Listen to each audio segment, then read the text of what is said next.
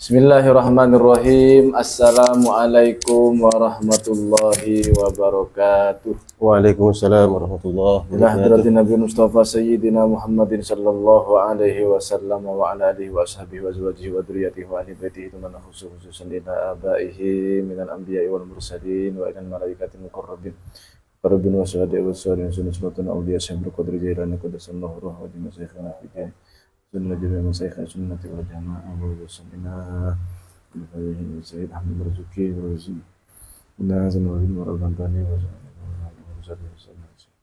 sanjam fasrah usan ila al-habib zanbin muslimina alaihi wasallam Ahmad bin Muhammad bin Salim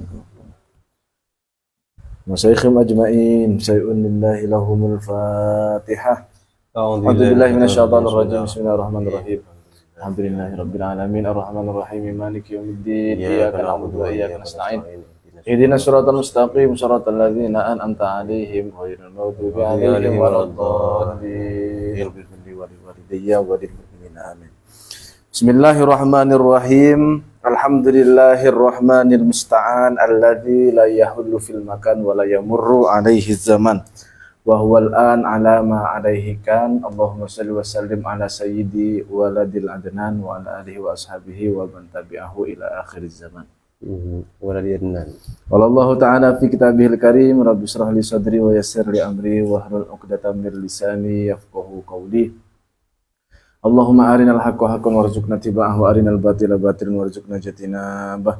Radina billahi rabba wa bil islami dinan wa bi sayyidina Muhammadin nabiyya wa rasula wa bil qur'ani imama amma ba'd.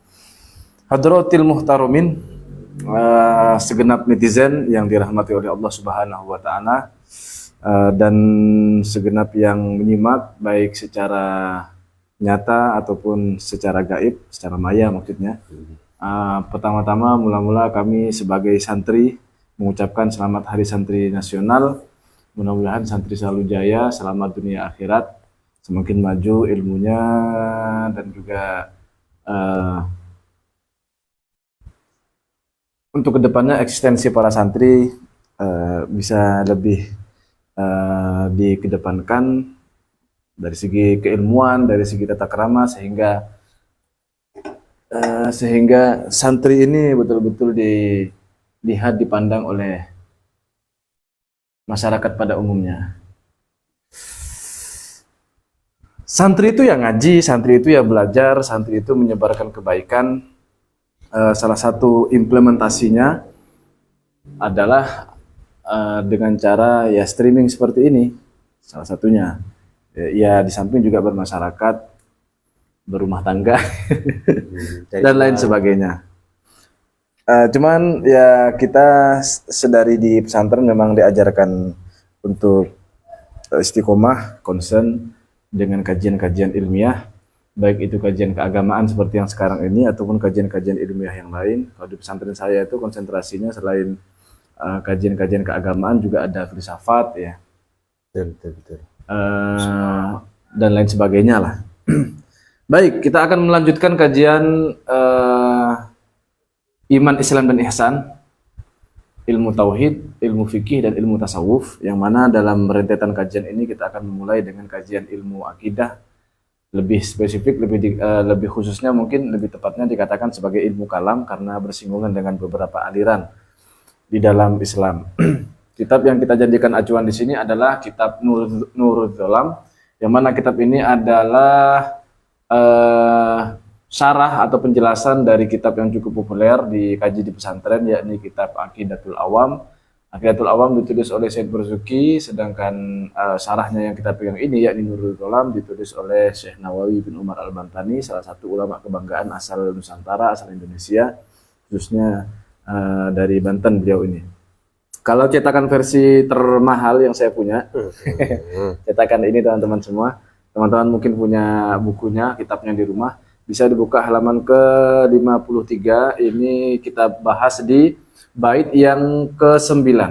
Bismillahirrahmanirrahim. Qala al-musannifu rahimahullahu ta'ala wa nafa'ana bihi wa bi'ulumihi wa amadana bimaddadihi wa anwarihi fid din wa dunya wal akhirah. Amin ya rabbal alamin. Faqudratun iradatun sam'un basar hayatunil ilmu kalamun istamar. Sebelumnya sudah kita ulas bahwa yang akan kita bahas ini, Waalaikumsalam warahmatullahi wabarakatuh, berkaitan dengan sifat-sifat ma'ani yang ada 7, sudah Ustaz.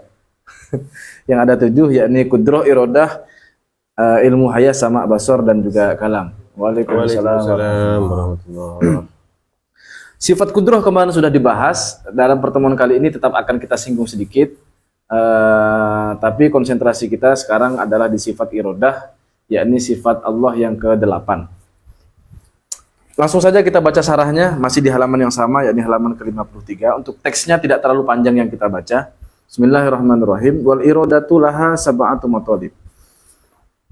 Sifat irodah itu memiliki 7 pencapaian. Memiliki 7 hal yang harus kita cari.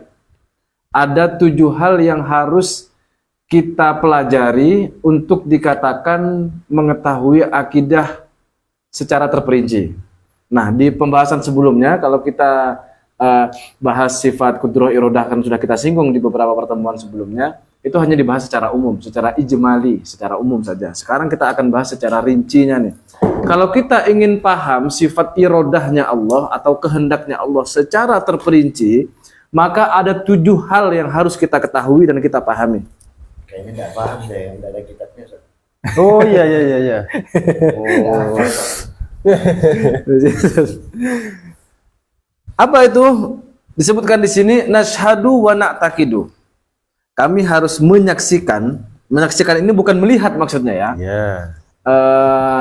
Soalnya ada beberapa orang yang sok kritis, misalnya kemarin sempat viral di Pontianak itu ada salah satu Thariqah Al-Mu'min apa ya, yang kemudian dinyatakan sesat oleh MUI. Ketika kita mengaku sebagai Islam, ditanya kan, kamu Islam enggak? Islam. Syahadat kamu? Ya bersahadat. Gimana syahadatnya? Asyhadu an la ilaha illallah wa asyhadu anna Muhammadar Rasulullah, kan gitu kan. Terus artinya apa? Aku bersaksi bahwa tidak ada Tuhan. Langsung ditanya sama dia, kapan kamu melihat Tuhan? Kamu bersaksi. Jadi dia itu tidak bisa bedakan mana bersaksi, mana menyaksikan. Oh iya. Kalau menyaksikan ya oke, lazim digunakan bahasa itu untuk melihat dengan mata. Tapi kalau bersaksi itu bukan dengan mata, tapi bisa dengan ilmu misalnya. Ada juga misalnya contohnya lah, ada kalau kita bicara tentang hukum ya, itu ada saksi mata, ada saksi ahli. Okay. Nah, saksi ahli inilah sebenarnya yang dimaksud itu karena berdasarkan pengetahuan. Nashhadu, kami mempersaksikan, wa na'taqidu, dan kami juga meyakini anna iradatullahi, sesungguhnya bahwasanya iradahnya Allah atau kehendaknya Allah itu satu maujudatun. Nah ini yang harus kita pelajari, harus kita ketahui, harus kita capai ketika belajar sifat iradah ini. Pertama kita harus tahu bahwa sifat iradahnya Allah ini salah satu sifat yang maujud, sifat yang Bisa dilihat. bisa dilihat gitu lah gampangnya ya. Maujud tuh maksudnya dia tuh betul-betul eksis, sehingga karena dia maujud, eksis, maka mungkin bagi kita untuk melihat sifat iradahnya Allah. Itu sudah dibahas sebenarnya di beberapa pertemuan sebelumnya, jadi tidak terlalu kita jelaskan panjang dan lebar ya. Ya intinya begitu, disebut maujud. Makanya begini teman-teman, kalau belajar kitab-kitab yang agak tebal misalnya atau agak yang tipis juga kadang disebutkan, ketika membahas sifat-sifat ma'ani yang itu kudroh, irodah, ilmu hayas, sama basar dan kalam, biasanya disebutkan sifatun qaimatun zaidatun, biasanya begitu. Nah, zaidah itu maknanya adalah sesuatu yang wujud secara bahasa, artinya tambahan. Tapi yang dimaksud tambahan di situ sifat ma'ani ini, yakni 7 sifat tadi, kudroh, irodah, ilmu hayas, sama basar dan kalam. 7 sifat tersebut bukanlah zatnya Allah. Zatnya Allah itu berbeda dengan sifatnya Allah. Tapi sekalipun 2 hal itu adalah 2 hal yang berbeda, tapi dalam realitasnya, faktanya, keduanya itu tidak bisa dipisahkan. Ya kayak aku dan kamu gitu lah ya. Iya. Saya ingin tambahin sedikit terkait dengan maujud ini. Jadi nalarnya tuh gini kira-kira. Kenapa kok tadi dijelaskan bahwa maujud yang dimaksud itu adalah sifat yang bisa dilihat. Jadi sifat kudroh adalah sifat yang maujud, berarti dia adalah sifat yang bisa dilihat. Kenapa kok kesimpulannya itu ke sana? Karena begini,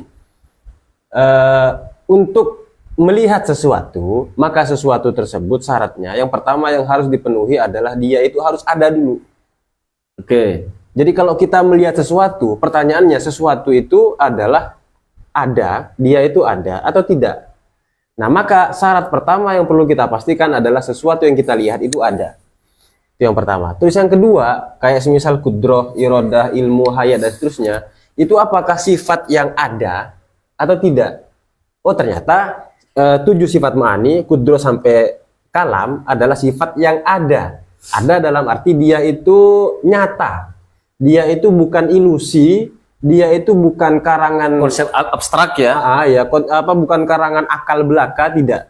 Tetapi kudroh itu adalah sifat yang betul-betul nyata. Nah, karena dia itu adalah sesuatu atau sifat yang ada, kudroh sampai kalam itu, maka kita simpulkan bahwa ketujuh sifat tadi adalah sifat yang bisa dilihat. Nah, kemudian terus gimana kudrohnya Allah, gimana kemudian irodahnya, kita akan ketahui dalam arti melihatnya nanti ketika di surga. Amin ya Allah. Amin, amin, amin. Semoga. Kira-kira nalarnya itu begitu. Saya kasih tambahan sedikit ya. Contoh misalnya di depan saya ini ada tablet ya. Sifat maujud dari tablet ini adalah dia berwarna hitam, kemudian dia bentuknya kotak, kemudian bobotnya sekian sekian gram misalnya, kemudian apa lagi ya? Harganya murah. Enggak termasuk. Udah termasuk. Ada ininya ada kacanya dan seterusnya. Itu nampak, sifat yang nampak dari si tablet ini. Nah, sifat-sifat yang tidak nampak dari tablet, salah satu diantaranya adalah berkualitas, misalnya. Iya. Nah, berkualitas itu tidak nampak pada diri HP, tapi apakah betul itu berkualitas bisa kita buktikan. Gitu loh. Iya. Nah, itu contohnya ada sifat yang nampak, ada sifat yang tidak nampak. Nah, sifat yang nampak itu adalah sifat-sifat yang maujud ini maksudnya. Iya. Nah, salah satunya kalau kita konteksnya adalah kita berbicara tentang Allah, sifat yang maujud itu adalah kudroh, irodah, ilmu, hayah, sama, basar, dan kalam. Lanjut ya, dan tidak terlalu panjang ya. Qodimatun wa qodimatun. Nah, sifat irodah ini adalah sifat yang qodimah. Qodim, tidak diciptakan. Sifat kehendaknya Tuhan ini tidak diciptakan. Artinya tidak memiliki permulaan, tidak memiliki awalan. Berbeda dengan kehendak kita. Misalnya nih, tadi rencana saya itu mau mulai jam 9 misalnya. Kehendak saya begitu kan. Lalu setelah ada hujan, kemudian melihat kondisi sekitar dan seterusnya, lalu berubah tuh kehendak saya. Awalnya mau mulai jam 9, lalu berubah setengah 9. Nah, kehendak saya yang berupa mau mulai ngajinya setengah 9 itu baru ada. Kan begitu kan? Sehingga tidak kodim. Ada permulaan di situ. Baru ada. Beda dengan kehendaknya Tuhan. Kehendaknya Tuhan tuh kodim. Itu perlu digarisbawahi juga, kodim itu kan nanti akan kita bahas di sini juga. Kodim, tidak diciptakan. Memang sejak Allah ada, dalam tanda kutip sejaknya itu, pada saat yang sama irodahnya Allah atau kehendaknya Allah itu juga ada. Wa baqiyatun, kudrohnya Allah itu juga kekal, artinya tidak ada akhirnya. Berbeda dengan kita setelah berkehendak mau mulai jam 9, terus hilang kehendak itu, saya mulai jam setengah 9 saja misalnya. Kok setengah 9? Setengah 10 ya? 10 ya. Setengah 10. Wa mukhalifun li irodatinal hadisah, dan berbeda dengan kehendak kita yang baru. Nah, tentu saja karena kehendak kita itu hadisah, baru, awalnya tidak ada terus baru muncul kehendak kita, sedangkan kehendak Allah itu qodimah. Memang sejak awal Allah itu sudah berkehendak. Wa ghaniyatun anil mukhassisi, tidak butuh terhadap pencipta. Ya tentu saja karena kehendaknya Allah itu qodimah, tidak memiliki awalan, ya otomatis tidak butuh terhadap pencipta. Wa wahidatun, esa. Nah, kehendaknya Allah itu esa. Ada satu, bukan dua atau bahkan 3, 4, tidak seperti itu. Ada satu. Sebab kalau ada dua misalnya, apakah fungsinya sama? Kalau sama ya ngapain ada satunya? Kan tidak perlu. Iya. Tapi kalau berbeda, misalnya ini berfungsi untuk menghendaki kebaikan, ini berfungsi untuk menghendaki keburukan. Pertanyaannya, apakah sifat irodah, kehendak yang hanya menghendaki kebaikan ini bisa menghendaki keburukan? Kalau dikatakan bisa, ya berarti ngapain ada ini? Kehendak satunya. Kalau dikatakan tidak bisa, berarti irodahnya ini irodah yang terbatas, irodah hadisah itu, terbatas sekali kehendaknya. Nah, sehingga bisa disimpulkan bahwa kehendaknya Allah itu, kehendaknya Tuhan itu harus satu. Nah, kita akan fokus ke pembahasan yang ini nih. Wa ammatu ta'alluqi bi jami'il mumkinat. Dan umumnya ta'alluq atau mengetahui secara general, secara umum, mengetahui secara keseluruhan ta'alluqnya sifat iradah ini dengan segala sesuatu yang mungkin. Jadi kalau ditanya kehendaknya Allah itu apakah punya ta'alluq, punya hubungan? Ya. Apa objeknya? Objeknya adalah segala sesuatu yang mungkin, bahasa Arabnya, jamaknya mumkinat. Bahasa Indonesianya itu mungkin pakai eng. Ya. Oke, itu yang akan kita bahas sekarang adalah tentang ta'alluq. Bahasa Arabnya seperti itu, artinya ta'alluq ini hubungan, bahasa ilmiahnya relasi. Nah, ini di sini saya sudah buatkan skema, teman-teman. Supaya lebih mudah. Jadi di sini sudah saya tulis kehendaknya Allah nih. Di sini ada kehendak. Kita bahas kehendaknya Allah itu ada fungsinya, wazifah, ada objeknya, kemudian ada ta'alluqnya atau hubungannya. Fungsinya sifat kehendak itu apa? Fungsinya adalah untuk menetapkan, taksis, menetapkan sesuatu atau memilih sesuatu ya bahasanya tadi, atau mengkhususkan sesuatu.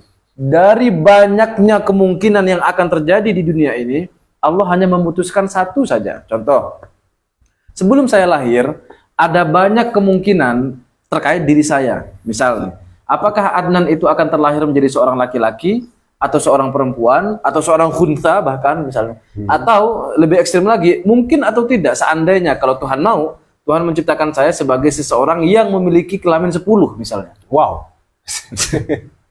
5 laki-laki, 5 perempuan dari satu tubuh yang sama. Mungkin enggak? Mungkin itu.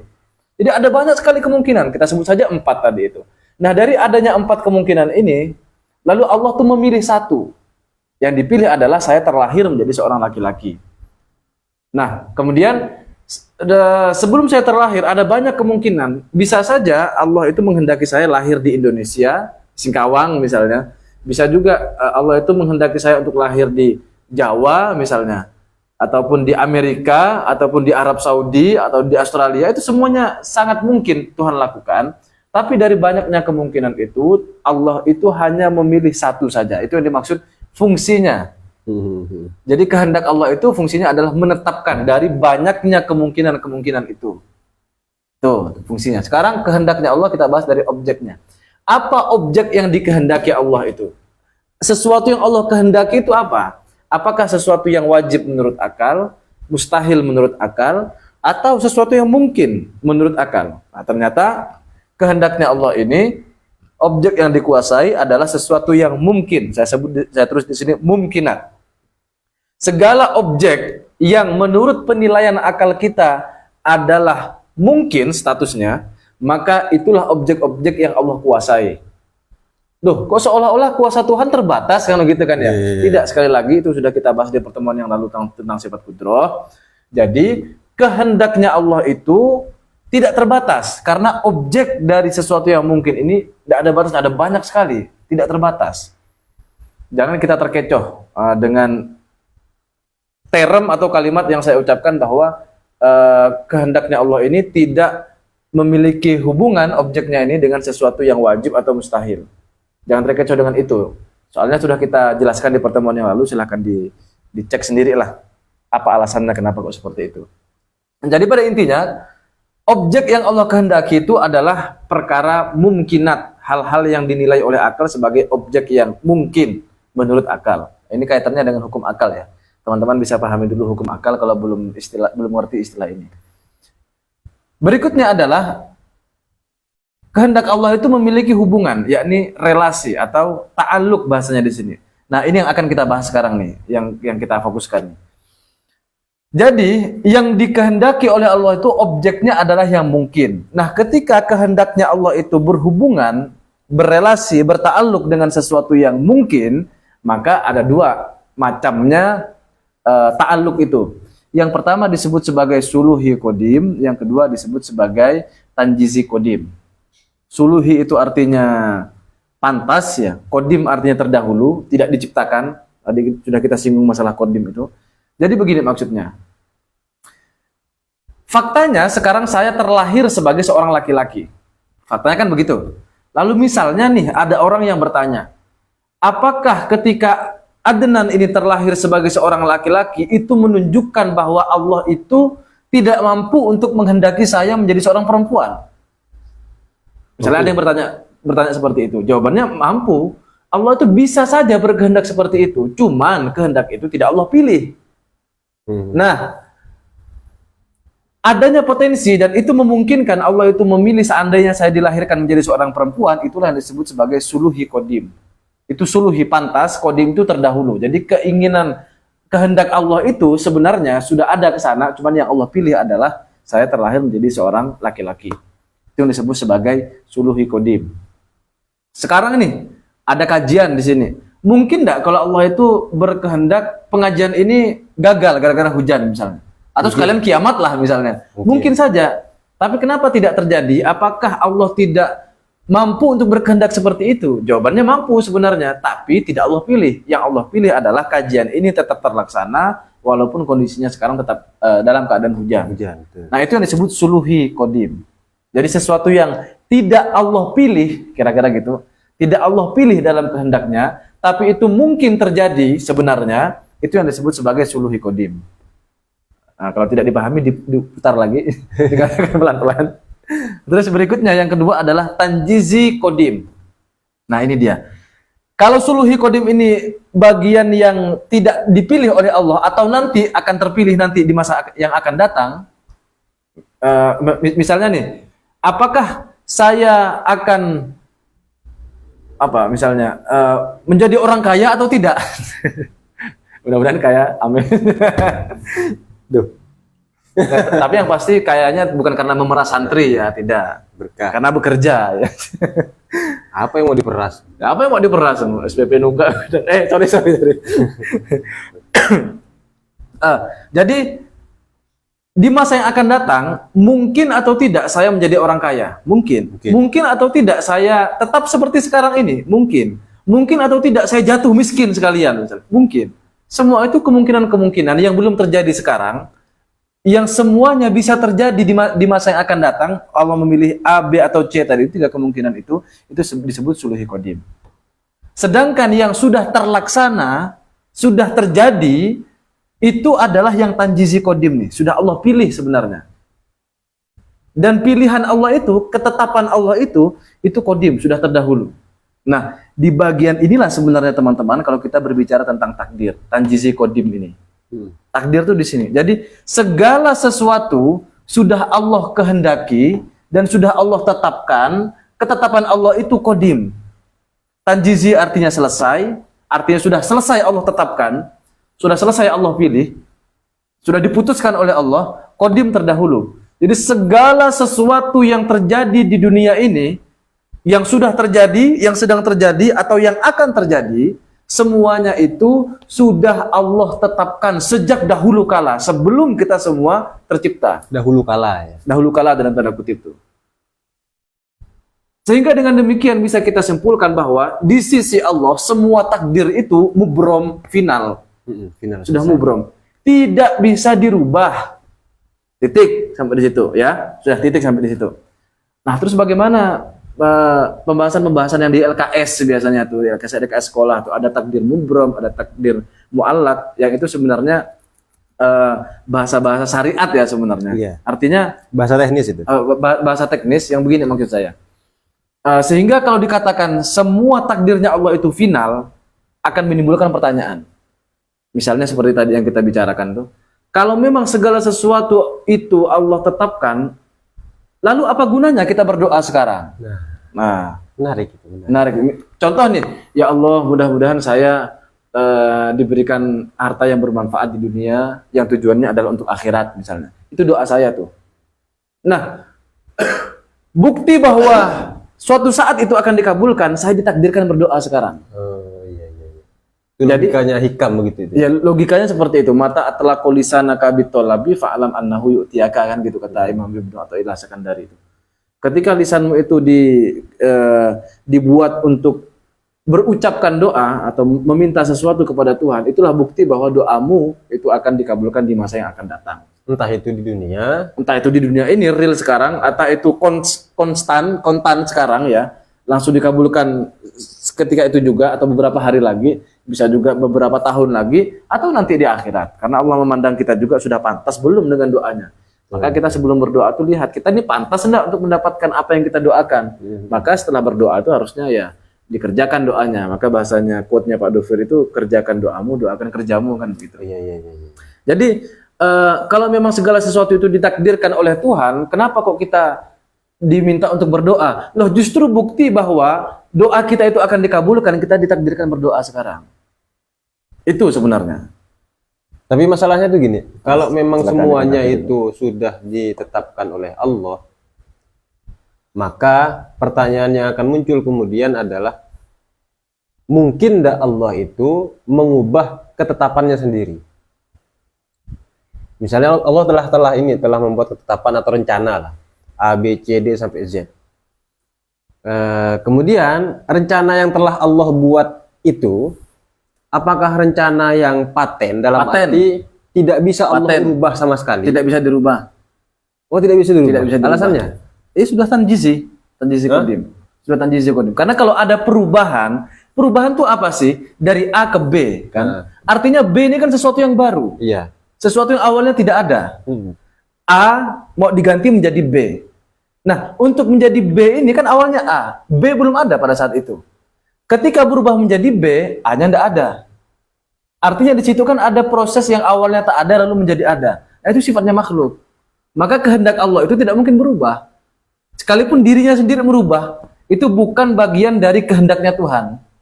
Karena kehendaknya Tuhan tidak berrelasi dengan sesuatu yang mustahil. Dan itu mustahil. Gitu loh.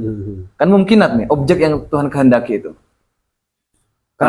Kalau objek yang dikehendaki itu mungkinat, sementara mungkinat itu bisa ada dan bisa tiada, maka seharusnya takdir yang telah Allah rencanakan sejak awal itu bisa dirubah. Karena kan objeknya itu yang mungkin, yang ditakdirkan sama Allah itu kan sesuatu yang mungkin. Maksudnya? Jadi gini, Kita mau bicara makhluk atau mau bicara takdir Tuhan? takdir Tuhan. Takdir Tuhan ini kan berkaitan dengan kehendaknya. Iya. Nah, kehendak Tuhan tidak berubah. Berubah. Itu core-nya tuh. Bukan kehendaknya yang berubah, tapi apa yang dikehendakinya. Nah, itu dia. Kalau apa yang dikehendakinya bisa berubah. Nah, jadi misalnya kan Allah buat rencana nih kan ya, 1, 2, 3, 4 sampai Oke. 10. Allah sudah menetapkan itu. Nah, kemudian ketika sudah ditetapkan sama Allah itu kan, maka nanti Allah itu merubah ketetapan yang tadi sudah ditentukan oleh Allah. Pertanyaannya, begitu itu bisa dilakukan oleh Allah atau tidak?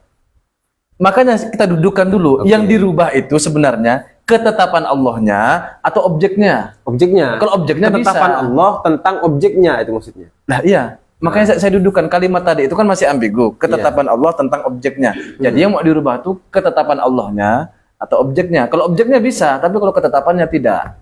Kecuali kalau yang kita bahas adalah ketetapan Allah yang dimaksud itu adalah yang ada di Lauhul Mahfud. Bukan yang ada di sifat kehendaknya Allah, ini sifat iradahnya yang sudah Allah. ditulis dalam tanda Iya. kutip. Jadi kan segala sesuatu yang Allah kehendaki itu kan tak terbatas kan, banyak sekali kemungkinan-kemungkinannya yang sudah kita jelaskan tadi di Suluhi Qadim ini. Ada banyak sekali. Nah, sebagiannya itu Allah catat dalam Lauhul Mahfud. Nah, Lauhul Mahfud itu makhluk, maka pasti terbatas. Iya. Sehingga di situ misalnya Allah catat kemungkinan-kemungkinan yang akan terjadi. Misalnya nih, Adnan ini pasti mati. Makanya pasti kan itu kan pasti mati. Seperti apa matinya nanti? Nah, di situ ada di catatan Lauhul Mahfud itu ada kemungkinan-kemungkinannya. Kalau dia berbuat begini maka matinya begini, kalau dia berbuat begini maka matinya begini, kalau dia berbuat begini matinya begini. Ada banyak kemungkinan itu. Nah, ini yang kita doakan tuh yang bisa berubah tuh. Ketika misalnya saya sekarang berbuat sesuatu yang itu sesuai dengan salah satu pilihan di catatan di Lauhul Mahfud itu, maka di saat itulah catatannya berubah. Yang awalnya misalnya ini potensi besar karena Adnan berbuat begini-begini sekarang nih sampai umur 18 tahun sekarang ini. 18 tahun. Maka kalau dia tetap begitu maka matinya akan begini. Suatu ketika di umur 19 tahun berubah. 19 tahun. Yang itu artinya tahun depan.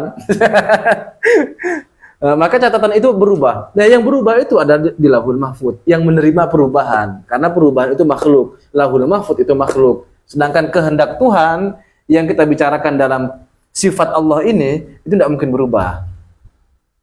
Kehendaknya yang tidak mungkin berubah. Iya, kehendaknya. Nah, yang di dalam Lauhul Mahfud itulah yang bisa dirubah itu yang disebut sebagai takdir muallak.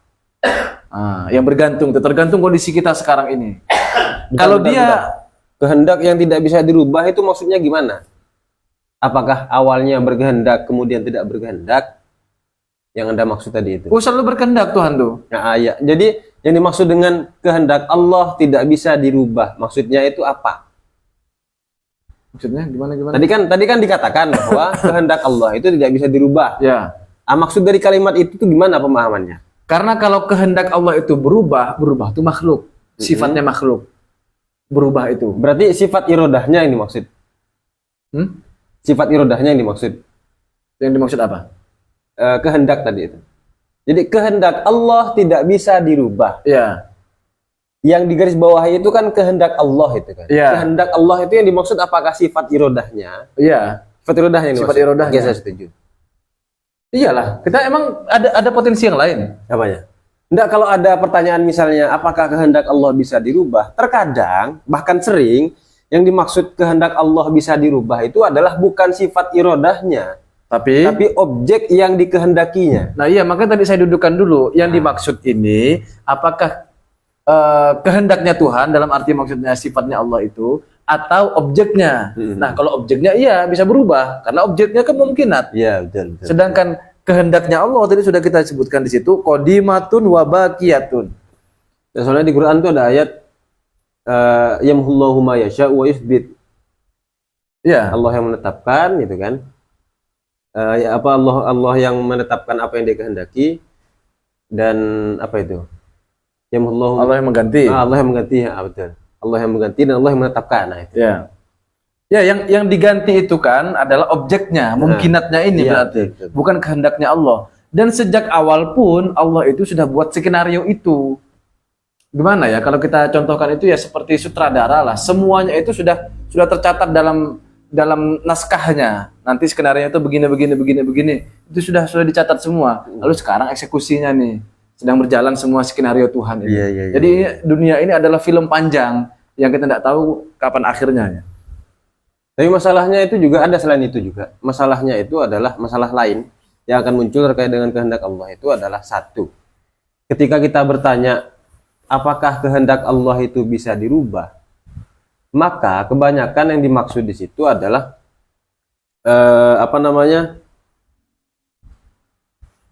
kehendak tersebut dirubah oleh kita.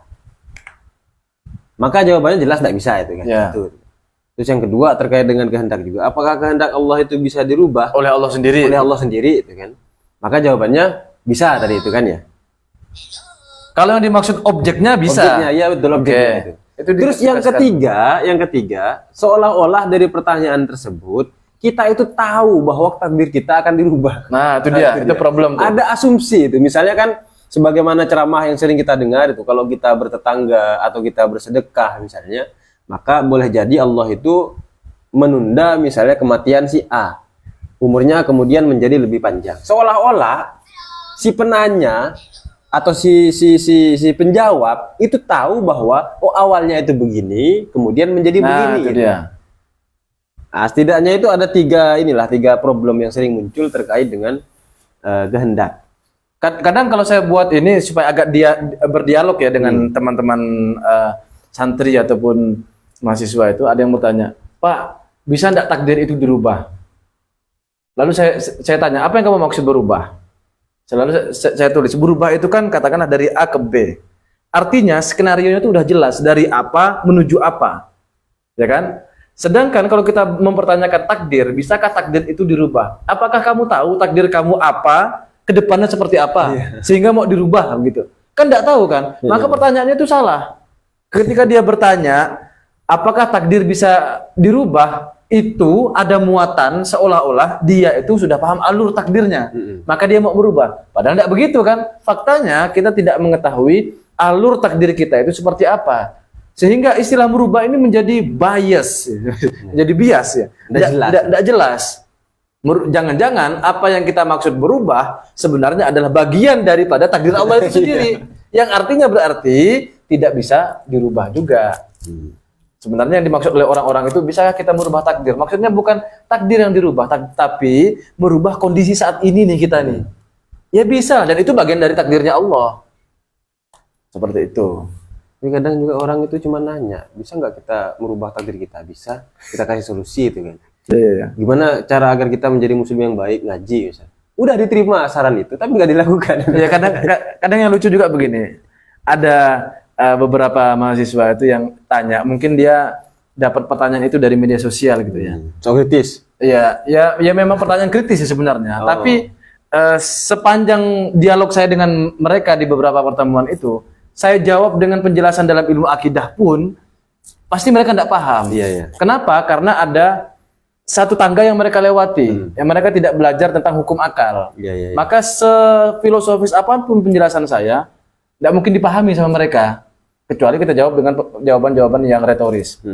Nah, jadi biasanya kalau ada mahasiswa yang bertanya begitu, sebagai bentuk supaya saya membakar mereka. Iya. Supaya panas gitu, maksudnya mahasiswa kan harus dibakar kan. Jadi kita sampaikan begini di awal itu, Pak, dia tanyakan, apakah begini. Lalu saya jawab, ini sebenarnya pertanyaannya lebih berbobot daripada isi kepala. Lalu ketawa mereka, oh jangan gitulah Pak, coba ya kita buktikan. Saya jelaskan tuh, paham enggak? Paham Pak, bohong. Lalu ketawa dia. Oke, supaya singkat. Sekarang begini, setelah kita bahas di sini ya bahwa ternyata segala sesuatu itu sudah ditetapkan ini. Namanya adalah, kalau kita bahas di ilmu akidah itu kehendaknya Tuhan, iradahnya Allah. Masalah ta'alluq, yakni hubungannya Allah, bagian yang tanjizi kodim. Nah, teman-teman pelajari di situ nanti. Baca pelan-pelan dia akan paham bahwa segala sesuatu sudah ditakdirkan oleh Tuhan. Nah, sekarang kita masuk ke pembahasan yang sesuai tema itu. Apakah segala sesuatu yang terjadi di alam semesta ini itu sesuai dengan kehendak Tuhan? Ya.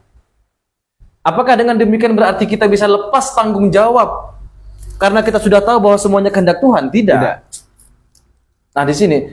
Jadi, ketika kita berbicara bahwa segala sesuatu sudah dikehendaki Tuhan, itu satu hal. Itu dimensinya adalah dimensi akidah, akal. Sedangkan kalau kita berbicara tentang tanggung jawab, itu ilmu fikih sebenarnya. Kalau kita berbuat ini, apa tanggung jawab kita, kan begitu kan? Itu dimensinya berbeda sama teman-teman. Jadi ketika misalnya kemarin seperti viral di media sosial itu dikatakan bahwa segala sesuatu ini takdir, apakah itu salah? Tidak, itu benar sebenarnya. Tapi apakah dengan bilang begitu kita akan berlepas diri dari tanggung jawab? Tidak boleh. Tetap ada konsekuensinya di situ, hukum tetap berlaku. Nah, yang berbicara itu adalah seorang alim, seorang ulama. Tidak mungkin ngomong seperti itu kemudian lepas tanggung jawab, tidak mungkin. Dan faktanya sudah kita lihat sendiri kan, teman-teman bisa lihat di media sosial.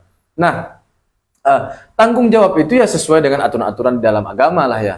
Kalau misalnya dia melanggar apa dalam secara syariat, ya apa yang harus dia ganti. Tapi kalau secara hukum memang terbukti bersalah, ya harus menjalankan prosedur hukum kalau begitu kan. Yang pasti jangan sampai, kalau itu memang tidak ada, jangan sampai diungkit-ungkit supaya ada. Itu berbahaya tuh. Kemudian saya ingin kaitkan dengan yang bagian sini agak pakai bahasa Arab karena saya agak susah menerjemahkannya. Ini berkaitan dengan segala sesuatu yang terjadi di alam semesta itu sudah dikehendaki oleh Tuhan, oke? Setelah Tuhan kehendaki, Allah ciptakan itu, Allah realisasikan dengan sifat kudrohnya, dengan sifat kuasanya. Nah, yang mana dengan sifat kuasa inilah Allah itu berbuat af'al, punya af'al, sehingga sesuatu itu tercipta, ijad, ataupun i'dam, atau ditiadakan oleh Tuhan. Sesuatu yang diciptakan, berarti awalnya tidak ada, lalu diciptakan. Sesuatu yang ditiadakan, berarti awalnya ada, lalu ditiadakan oleh Tuhan. Nah, yang bisa membuat sesuatu menjadi tercipta ada, atau membuat sesuatu menjadi tidak ada, itu hanyalah Allah dengan sifat kudrohnya yang sesuai dengan kehendaknya. Apa yang Allah lakukan itu disebut af'al. Nah, hubungan antara kudrohnya Allah, kuasanya Allah ini dengan sesuatu yang sudah tercipta ataupun sesuatu yang ditiadakan oleh Allah itu disebut ta'alluq. Kemarin sudah kita bahas nih, ta'alluqnya kudroh itu ada yang ada yang suluhi kodim, kemudian ada tanjizi hadis, ada ta'alluq qabdah. Sudah kita bahas. Sedangkan objek yang Allah ciptakan atau Allah tiadakan ini itu disebut ta'thir, dampak. Nah, berbeda dengan kita makhluk nih kita nih. Makhluk itu kuasanya atau kudrohnya disebut kudroh hadisah atau kuasa yang baru. Ini berbeda sama sekali dengan kuasanya Allah. Dengan kuasa manusia ini, dalam tanda kutip kuasanya, manusia itu bisa memilih ikhtiar nih. Manusia itu bisa memilih ikhtiar. Yang mana ikhtiarnya makhluk itu bi ghairi ta'thir. Tidak bisa menciptakan, tidak bisa berdampak apapun. Misalnya nih, saya sekarang sedang mengangkat tangan nih. Nah, mengangkat tangan ini kan, saya sebagai makhluk, ini kan dengan kuasa saya, dengan kudrah hadisah. Nah, saya mengangkat tangan ini atas dasar pilihan saya, ikhtiar nih. Ikhtiar. Nah, sebenarnya ketika tangan ini terangkat, bukan saya yang mengangkat, karena aktivitas mengangkat ini bukanlah hasil daripada perbuatan saya. Itu sebenarnya adalah perbuatan Allah yang bersamaan dengan saya ingin mengangkat tangan, Allah angkat tangan saya itu sebenarnya. Bodoh amat itu paham atau enggak? Yang penting saya kan sudah jelaskan. Nanti coba itu di pelan-pelan. Kita makan nih, lalu kenyang. Bukan makanan yang membuat kita kenyang, tapi Allah. Nah, bersamaan dengan kita makan, saat itulah Allah menciptakan rasa kenyang dalam perut kita. Makhluk di sini nasi misalnya. Kudroh hadisah, jelas benda mati tidak punya ya. Kalau benda mati. Kita lah misalnya makan. Lalu rasa kenyang itu bukan muncul gara-gara nasi, tapi muncul gara-gara Allah, karena yang bisa memberi ta'thir atau dampak, baik itu ijad, penciptaan kenyang dalam hal ini, ataupun menghilangkan lapar, itu adalah Allah.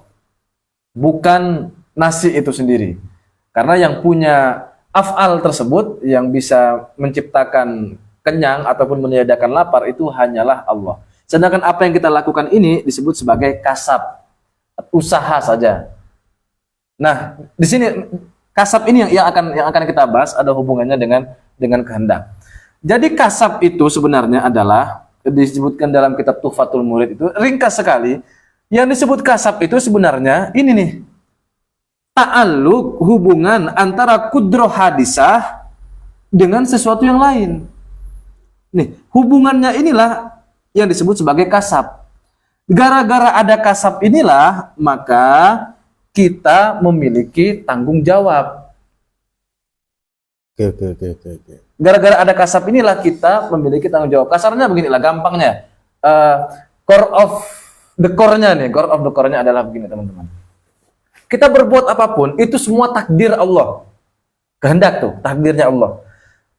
Apa yang sudah Allah kehendaki, Allah lakukan, sekarang terjadi nih. Jadi semua yang kita lakukan sekarang ini bisa terjadi karena Allah yang menciptakan, termasuk gerak tangan saya, ucapan saya, ini semuanya kuasa Allah semua yang ciptakan. Nah, kalau memang itu semua kehendak Allah, apakah tidak ada tanggung jawab? Ada tanggung jawab karena kita punya kasab. Gampangnya adalah karena kita yang bersentuhan langsung dengan aktivitas itu. Misalnya kita ibadah nih, sholat. Sesungguhnya kita bisa melaksanakan aktivitas bernama sholat, ibadah bernama sholat itu kekuatan Allah. Mulai dari kita berwudu, melangkahkan kaki ke masjid, sampai mengangkat tangan, mengucapkan takbiratul ihram, itu semua adalah kekuatan Allah dan itu sudah Allah takdirkan. Nah, kalau memang itu semua modalnya dari Allah, lalu kenapa kita diberi pahala gara-gara ibadah? Ya karena kita yang punya kasab. Maksudnya kita yang melakukan kasab itu, kita yang bersentuhan langsung dengan perbuatan itu. Demikian pula sebaliknya, kalau kita melakukan perkara yang buruk misalnya. Itu semua tetap dipertanggungjawabkan di akhirat nanti. Maka kita ini memiliki taklif dan kita disebut sebagai orang yang mukallaf. Nah, begitulah kira-kira. Ya mudah-mudahan dipahami lah. Saya sudah berusaha, sudah effort, sudah saya berikan skema yang mudah. Mudah-mudahan dipahami. Nanti kalau tidak dipahami bisa tanya di kolom komentarnya. Mungkin itu yang bisa saya sampaikan. Jadi kehendaknya Allah itu Allah ciptakan, kemudian Allah realisasikan, Allah wujudkan dengan sifat kudrohnya.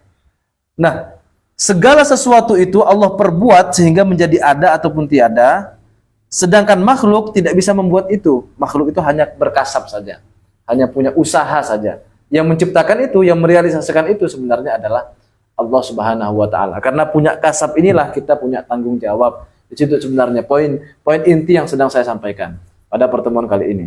Ada tambahan atau Sebenarnya ya ada, cuman kepanjangan. kepanjangan ya? Oke. Mungkin hanya itu saja terkait pembahasan kita di ilmu tauhid ini atau ilmu kalam ini.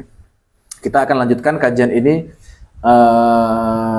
dalam pembahasan ilmu fikih yang akan diteruskan oleh Al-Ustadz Haji Abdullah Nur Iman Hasan. Wallahu a'lam bishawab. Mic-nya.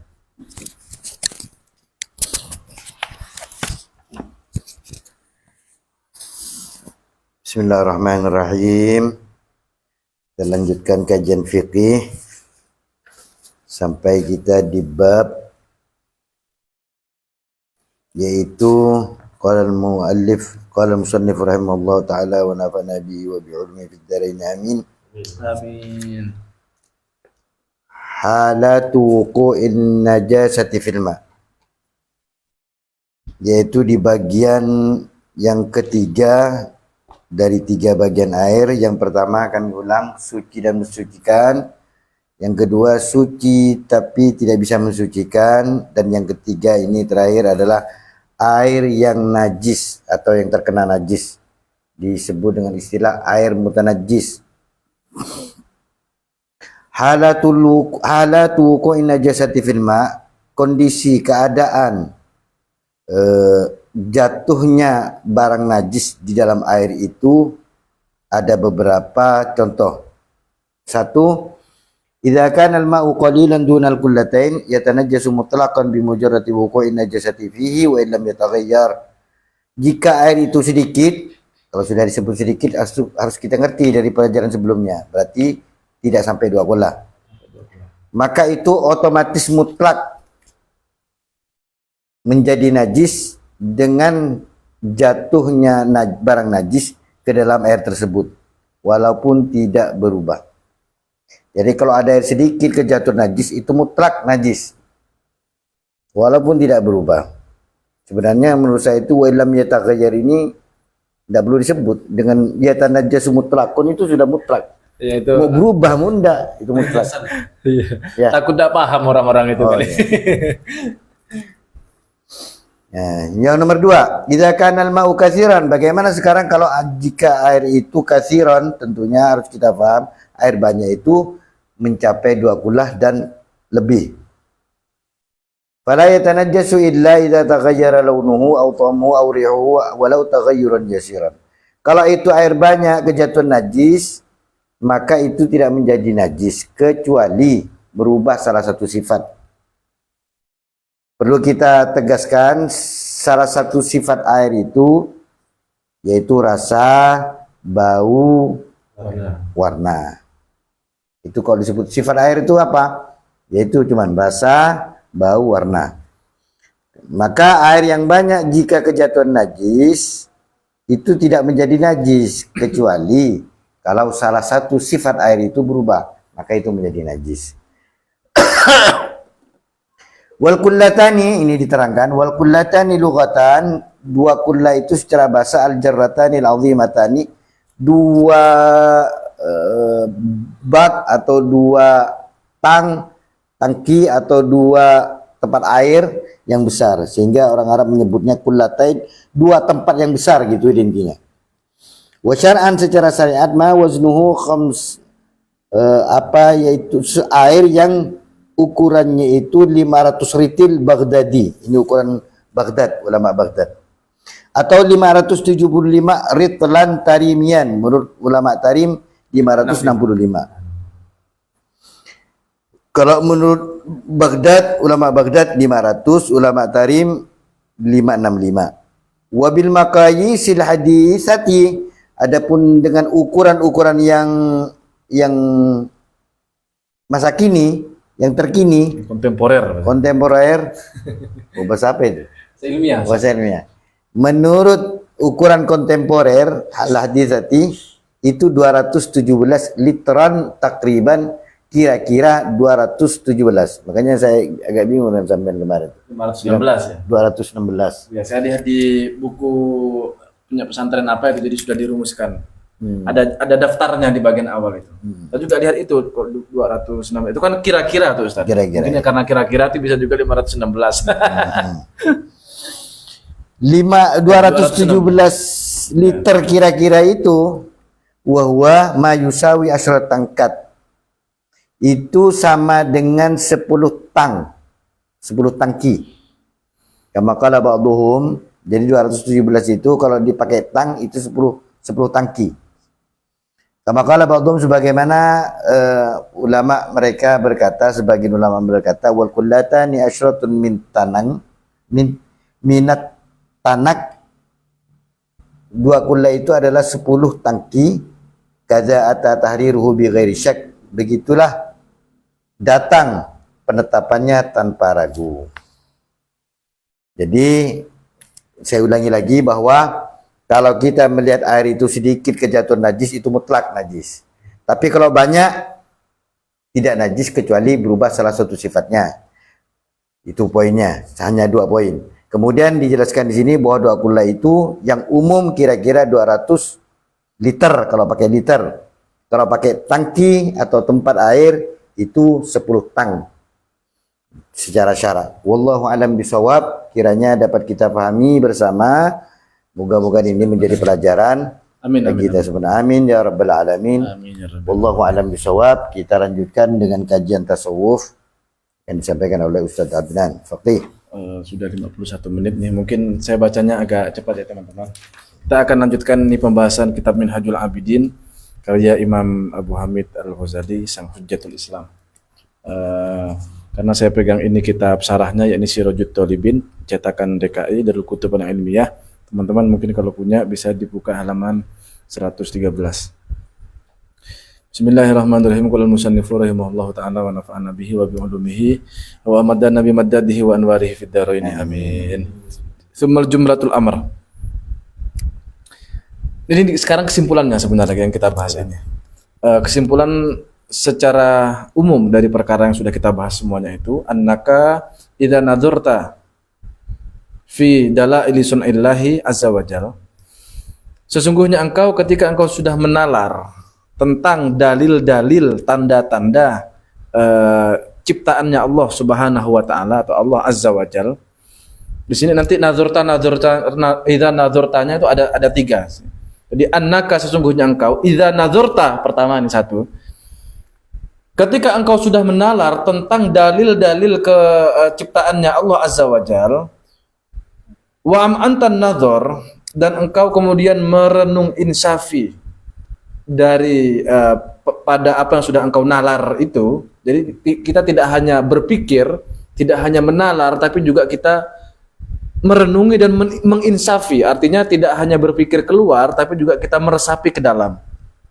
Alimta, engkau akan mengetahui, annalaka, sesungguhnya engkau itu, walana dan juga kami semua, ilahan memiliki Tuhan, qadirun aliman hayyan muridan sami'an basiran mutakalliman. Kita memiliki Tuhan yang berkuasa, mengetahui, hidup, berkehendak, mendengar, melihat dan juga berbicara. Munazzahan an hudu sil kalami.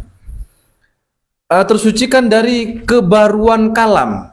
Jadi kalamnya Allah atau firmannya Allah itu tersucikan dari perkara yang hudus yang baru, tidak seperti ucapan kita. Kalau ucapan kita, kalam kita, komunikasi kita itu punya awalan, punya akhiran, itu makhluk tuh. Tapi kalau kalamnya Allah tidak demikian.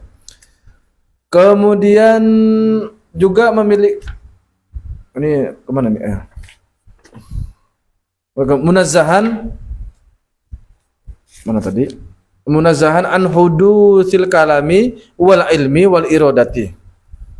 Demikian juga dengan ilmunya Allah dan juga kehendaknya Allah. Ilmunya Allah dan kehendaknya Allah tersucikan dari sifat-sifat kebaruan, dari sifat-sifatnya makhluk. Maksudnya berarti ilmu Allah tidak memiliki awalan, demikian juga kehendaknya Allah yang sudah kita bahas dalam ilmu tauhid barusan itu. Muqaddasan an naqsin wa afatin, dan juga tersucikan Allah itu dari segala macam ketidaksempurnaan dan juga kecacatan. La yusufu bisifatil muhdisin. Allah Subhanahu wa taala itu tidak disifati dengan sifat-sifatnya makhluk. Nah, kalau disebut kata muhdis atau hadis, sesuatu yang baru, menggunakan kata hadis, itu kan makhluk sebenarnya. Ada perbedaan penyebutan antara makhluk dengan hadis. Ya sama-sama makhluk sebenarnya, cuman bedanya adalah kalau hadis itu boleh jadi dia belum ada sekarang. Sedangkan kalau makhluk itu sudah ada, dia sudah tercipta. Kalau hadis itu belum tentu tercipta. Contohnya seperti naga, kan faktanya sampai sekarang belum betul-betul ada kan. Tapi walaupun naga itu belum betul-betul ada, kita tahu bahwa naga itu memiliki sifat-sifat kebaruan. Maka naga itu disebut sebagai hadis karena belum tercipta, belum betul-betul ada. Tapi kalau ternyata dia betul-betul ada, maka baru sah disebut sebagai makhluk. Itu bedanya. Wala yajuzu alaihi ma yajuzu alal makhlukin. Tidak boleh bagi Allah Ta'ala itu disifati dengan sifat-sifatnya makhluk. Wala yajuzu alaihi, bagi Allah mas perkara yajuzu yang boleh alal makhlukin. Wala yusbihu syai'an min khalqihi, dan tidak ada, dan Allah itu tidak serupa dengan satu pun dari makhluk-makhluknya. Wala yusbihu syai'un, dan juga makhluk-makhluknya tidak mungkin menyerupai Allah. Wala tatadammanuhu al-amakinu wal jihad. Allah itu tidak meliputi pada ruang dan ataupun tempat, arah-arah tertentu. Makanya kalau ada kalimat yang sebenarnya contradictio interminis, yakni segala sesuatu Allah itu ada di mana-mana tapi tidak di mana-mana. Kayak itu rencananya nanti akan saya sampaikan di sholawatan sebenarnya. Supaya orang-orang tahu, karena ini kalimat populer kan, tapi orang kebanyakan salah paham. Jadi kalimat itu Allah tidak di mana-mana, tapi ada di mana-mana, kan bertentangan, kontradiksi interminis. Jadi Allah itu tidak bertempat dimanapun, teman-teman. Yang kontradiksi pada dirinya, dia bertentangan kalimat itu, sehingga tidak logis kecuali ditafsirkan. Jadi yang dimaksud Allah itu tidak di mana-mana karena Allah tidak butuh tempat, tapi Allah di mana-mana. Yang dimaksud itu adalah ilmunya Allah meliputi segala sesuatu, Allah mengetahui segalanya. Itu sebenarnya maksudnya, secara sederhana begitulah. Wala tahulluhu al-hawadits wal afat. Dan Allah itu tidak bertempat pada hawadis, pada makhluk, dan juga segala macam keburukan. Ini hulul ya, menyinggung hulul ya. Jadi konsep hulul itu salah. Tidak mungkin Allah itu menempati makhluk atau makhluk menempati Allah misalnya. Itu tidak mungkin seperti itu. Kemudian yang kedua, nazarta, yang kedua nih. Wa nazarta. Kemudian engkau menalar, engkau berpikir fi mu'jizatir Rasul sallallahu alaihi wasallam, tentang mukjizatnya Rasulullah sallallahu alaihi wasallam, wa ayatihi, dan juga ayat-ayatnya Allah, wa alami nubuwwatihi, dan juga tanda-tanda kenabiannya Nabi, para Rasul itu. Alimta, engkau akan mengetahui anna Rasulullah sallallahu alaihi wasallam, sesungguhnya Rasulullah itu wa aminuhu ala wahyihi, adalah orang yang diamanahi dengan wahyu-wahyunya Allah. Wa makana as-salafus sholih, dan engkau juga akan mengetahui dengan menalar tentang mukjizatnya para Rasul itu, bahwa para salaf, generasi salafus soleh, yakni generasi sahabat, tabi'in, dan juga tabi'un tabi'in, ya'taqidunahu, para ulama salafun soleh itu, mereka semua itu berkeyakinan, memegang teguh pada akidah min anna Allah Ta'ala, sesungguhnya Allah Subhanahu wa Ta'ala itu yura fil akhirah, itu mungkin untuk dilihat atau bisa dilihat di akhirat nanti. Bukan berarti Allahnya ada di akhirat ya, tapi kita yang ada di akhirat nanti mungkin untuk melihat Allah Subhanahu wa Ta'ala, bukan perkara yang mustahil. Wa annahu maujudun, dan bahwasanya Allah Subhanahu wa Ta'ala itu maujud, sesuatu yang ada, wa laisa fi jihatin mahdudatin, dan Allah Subhanahu wa Ta'ala itu tidak ada di satu tempat tertentu. Jadi yang ada di akhirat itu adalah kita, sedangkan kita nanti di akhirat itu bisa melihat Allah. Tapi bukan Allahnya yang di akhirat. Nah, karena kalau akhirat itu kan tempat. Itu agak membingungkan memang kalau belum belajar ilmu kalam ya. Makanya tadi disuruh berpikir dulu. Wa annal Qur'ana, dan sesungguhnya Quran itu kalamullah ta'ala, merupakan kalamnya Allah Ta'ala, ghairu makhlukin. Kalamnya Allah itu bukanlah makhluk sebagaimana yang diyakini oleh orang-orang Mu'tazilah. Walaysa bihurufin muqatta'atin. Al-Quran itu bukanlah huruf-huruf, Al-Quran yang sesungguhnya yang merupakan kalamnya Allah itu bukanlah huruf-huruf yang terpotong-potong seperti alif lam mim, alif lam ra, yasin, kaf ha ya ain shad. Itu kan dibaca terputus-putus, terpotong-potong. Nah, bukan seperti itu sebenarnya hakikatnya Quran yang kalamnya Allah itu. Wala aswatin, dan juga Quran itu kalamnya Allah itu pada hakikatnya bukanlah suara. Idlau kana kadzalik, karena kalau seandainya demikian, yakni kalam yang Quran yang berupa kalamnya Allah itu berupa huruf ataupun berupa suara, lakana min jumlatil makhluqat, maka dengan demikian konsekuensinya yang akan terjadi adalah kalamnya Allah merupakan makhluk. Wa annahu la yakunu fil mulki wal malakut, dan tidak ada sesuatu yang terjadi di alamul mulki wal malakut ini, di dunia ataupun di akhirat. Alamul mulki ini yang dimaksud alamus sufla, dunia ini, sedangkan wal malakut, alam malakut itu artinya alamul ulwi kalau saya lihat di sarahnya ini, yakni alam yang lebih tinggi. Tidak mungkin sesuatu yang terjadi di dunia, di akhirat, di alam zahir, di alam batin, semuanya itu tidak mungkin terjadi faltatu khatirin wala laftatu nadhirin. Tidak mungkin juga besitan hati yang ada dalam pikiran kita ataupun gerak hati kita itu, tidak mungkin itu semua terjadi illa biqadaillahi ta'ala, kecuali dengan ketentuan Allah Ta'ala. Jadi semua yang terjadi di alam mulki wal malakut, alam nyata tak nyata, dunia akhirat, alam yang zahir, alam yang batin, atau bahkan pikiran kita, gerak hati kita, itu semua pasti atas kodoknya Allah Ta'ala, ketentuannya, ketetapannya Allah Ta'ala. Sudah kita bahas di ilmu tauhid itu. Wa qadarihi, dan juga kuasanya Allah, sudah kita bahas juga. Wa iradatihi, dan juga sesuai dengan kehendaknya Allah. Wa masyiatihi, dan juga masyiahnya atau kehendaknya Allah. Faminhu, termasuk daripada kehendaknya Allah itu al khairu wasyarru. Ini sebenarnya agak panjang nih kalau mau kita bahas, dan seru juga. Termasuk daripada kehendaknya Allah itu adalah kebaikan dan keburukan. Wa naf'u wa durru, manfaat dan juga kemudaratan. Wal iman wal kufru, keimanan dan juga kekafiran. Semuanya itu adalah bagian dari kehendaknya Allah Subhanahu wa taala. Mungkin nanti kita bisa diskusikan di luar streaming ya. Wa annahu la wajiba 'ala Allah taala li ahadin min khalqihi, dan tidak ada satupun kewajiban bagi Allah Subhanahu wa taala pada satu makhluk pun. Jadi Allah tidak punya kewajiban apapun kepada makhluk, karena Allah itu raja di rajanya. Allah tidak punya kewajiban, misalnya apakah setiap orang yang taat kepada Allah itu pasti masuk ke surga? Artinya Allah punya kewajiban untuk memasukkan kepada surga orang yang sudah beribadah itu. Tidak ada kewajiban itu Allah. Terserah Allah semuanya. Allah memasukkan ke surga, alhamdulillah. Kalau tidak, ya itu sudah bagian dari skenario terbaiknya Tuhan. Maka di sini disebutkan, faman atsabahu, barang siapa yang diberikan pahala, fabifadlihi, maka itu dengan itu pasti karena fadlnya Allah. Pasti karena anugerahnya Allah. Wa man aqabahu fa bi adlihi. Barang siapa yang diberikan siksa oleh Allah Subhanahu wa taala, itu karena adilnya Allah. Jadi segala sesuatu yang kita peroleh, kebaikan-kebaikan itu bukan karena kita layak sebenarnya. Itu karena Allah memberikan fadl. Kita diberikan anugerah oleh Allah, sedangkan segala keburukan yang terjadi kepada kita itu adilnya Allah. Wa ma warada ala lisani sahibi syar'i, dan setiap ajaran yang telah datang kepada kita dari lisannya Nabi Muhammad sallallahu alaihi wasallam, di sini shalawatullahi wasallamu alaihi, min umuril akhirah, tentang perkara-perkara akhirat, kal hasyri wa nasr wa adabil kubur wa adabil qabri ya, wa su'ali munkarin wa nakirin, yakni seperti perkara-perkara akhirat, yakni padang mahsyar ya, kemudian azab di kuburan, kemudian pertanyaan-pertanyaan mungkar dan nakir, wal mizani wasirat, kemudian nanti ada yaumul mizan, yaumus sirat.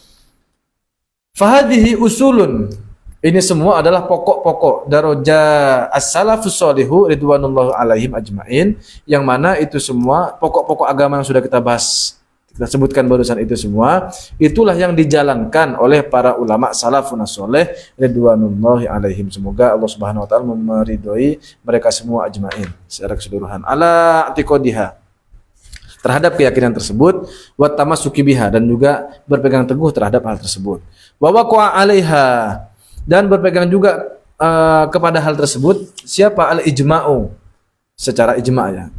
Ijma' ulama itu sudah berpegang teguh dengan keyakinan-keyakinan atau akidah yang sudah kita sebutkan tadi itu, qabla tanawwu'il bid'ah, sebelum munculnya beraneka macam bid'ah-bid'ah. Sebelum datang Khawarij, Murji'ah, Mu'tazilah, itu sebenarnya para ulama sudah berpegang teguh dengan apa yang sudah diajarkan oleh para rasul itu. Wa dzuril ahwa, dan juga tampaknya guru gembul. Maksudnya tampaknya kesesatan. Na'udzubillah minal ibtida'i fid dini wa tiba'il hawa bighairi dalil.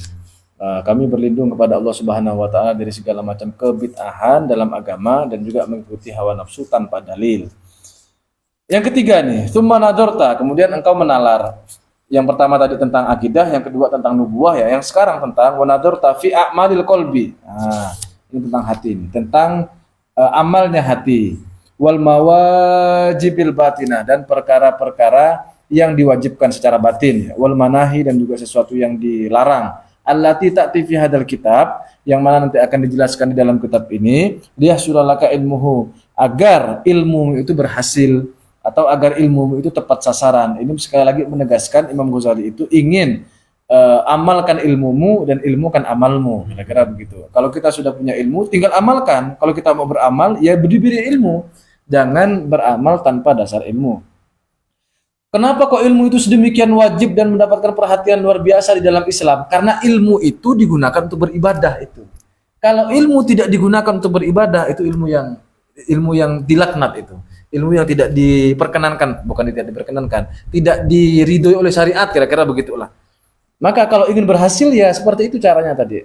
Tsumma ta'rifu jumlata ma tahtaju ila istimalihi. Kemudian engkau juga harus mengetahui berbagai macam ilmu yang dibutuhkan untuk kepentingan syariat atau amaliyah syariat. Contohnya seperti at-thaharati was-sholati was-shaumi wa nahwihi. Contohnya seperti thaharah, bersuci, salat, puasa dan selainnya. Falaqad addaita fardallahi ta'ala 'alaika alladzi ta'abbadaka fi babil ilm. Sudah ada fa'il fa'al tadi. Hah? Fa'il fa'al tadi. Enggak ada. Tidak ada. Terus Gimana kalimatnya di situ? Itu di mana? Sebelum atau sesudah? Setelah sebelum Falakot. fakot adaita. Oh ya, berarti apa? Gimana tadi kalimatnya di situ? Fa'il fa'al tadi. Kalau kamu sudah mengerjakan itu semua, artinya sudah mengetahui apa yang dibutuhkan oleh kepentingan syariat, amal-amal syariat itu. Kalau kita sudah menjalankan itu semua atas dasar ilmu, maka itu artinya kamu telah menunaikan kefarduanmu kepada Allah Subhanahu wa taala, alladzi ta'abbadaka fi babil ilm, yang mana itu telah dibebankan kepadamu. Ta'abbadaka di sini maksudnya taklif kalau saya lihat di syarahnya itu. Yang mana itu semua sudah dibebankan, sudah menjadi tanggung jawab syariat kepadamu fi babil ilm, dalam bab tentang ilmu pengetahuan. Walaqad sirta, sehingga engkau menjadi min ulama'i ummati Muhammadin sallallahu alaihi wasallam ar-rasikhina fil ilm. Kalau kamu sudah mengamalkan segala macam penghambaan didasari dengan ilmu pengetahuan, maka engkau sudah termasuk sebagai orang yang alim, sebagai ulama dari umatnya Nabi Muhammad sallallahu alaihi wasallam yang teguh berpegang kepada ilmu.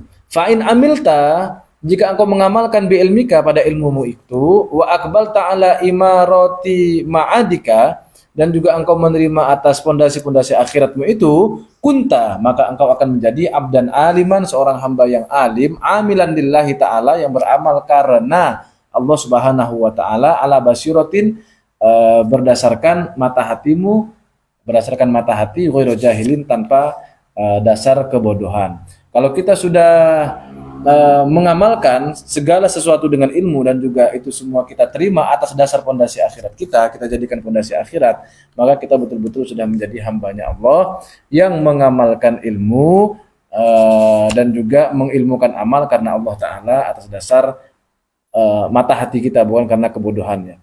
Wala muqallidin wala ghafilin, bukan termasuk orang yang muqallid, ikut-ikutan saja, dan kita tidak termasuk sebagai orang yang lalai. Falaka, maka bagimu asyaraful azim, maka engkau akan mendapatkan kemuliaan yang luar biasa. Wali ilmika, dan karena pengetahuanmu itu, kira-kira begitu, al-qimatu, kamu akan mendapatkan value, mendapatkan nilai, al-kabiratu yang besar, wathawabun juga pahala, al-jazili yang berlimpah. Ganda, pakai G, jangan pakai J. Wa kunta, sehingga ada engkau itu kotokta, telah tuntas, telah memutus hadhil akobah, menempuh jalur akobatul ilm. Kalau kamu sudah melakukan itu semua, menempuh jalur ilmu, ya ilmunya kemudian diamalkan, semua kewajiban sudah dijalankan, maka engkau sudah tuntas menempuh akobatul ilm.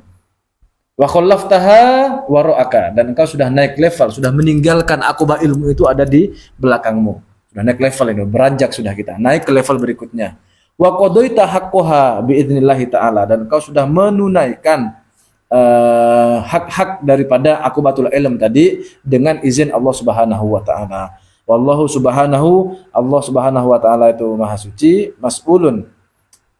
Wallahu subhanahu mas'ulun, Allah lah yang dimintai pertolongan, ayyumiddaka wa iya ayyumiddaka, semoga Allah itu selalu memberimu fasilitas, wa iyana, dan juga kami semua, bi husni taufiqihi wa taisirihi, dengan taufik dan kemudahan yang baik dari Allah Subhanahu wa taala. Ya, pendek kata, semoga Allah Subhanahu wa taala itu memberikan kita pertolongan dan juga memberikan fasilitasnya dengan taufik dan kemudahan yang baik. Innahu arhamur rahimin, karena sungguhnya Allah itu adalah sebaik-baiknya atau yang paling maha pengasih dari segala yang terkasih. Wala haula wala quwata illa billahil aliyyil azim. Tidak ada daya dan tidak ada upaya kecuali bersamaan dengan Allah Subhanahu wa taala. Ini wahdaniyah fil af'al ini, al aliyyil azim, yang maha luhur dan maha agung. Wallahu a'lam bishawab. Alhamdulillah kita sudah menyelesaikan bagian akobatul ilm, yang pada intinya ini barusan adalah kesimpulan bahwa kita harus mengetahui tentang akidah itu ya. Yang pertama adalah tentang ilahiyah, kemudian nubuah, dan juga perkara-perkara ukhrawi. Kemudian yang ketiga adalah tentang amalnya hati dan juga amalnya tubuh, yang mana itu adalah tasawuf dan fikih. Itu sih sebenarnya beliau menegaskan itu sekali lagi. Maka sampailah kita pada sesi terakhir atau babak terakhir daripada akobah pertama, yakni akobatul ilm. Semoga kita semua termasuk orang-orang yang diberikan taufik oleh Allah Subhanahu wa taala untuk menempuh jalan ilmu dengan mudah. Amin ya rabbal alamin. Wallahu a'lam bishawab. Assalamualaikum warahmatullahi wabarakatuh. Waalaikumsalam warahmatullahi wabarakatuh.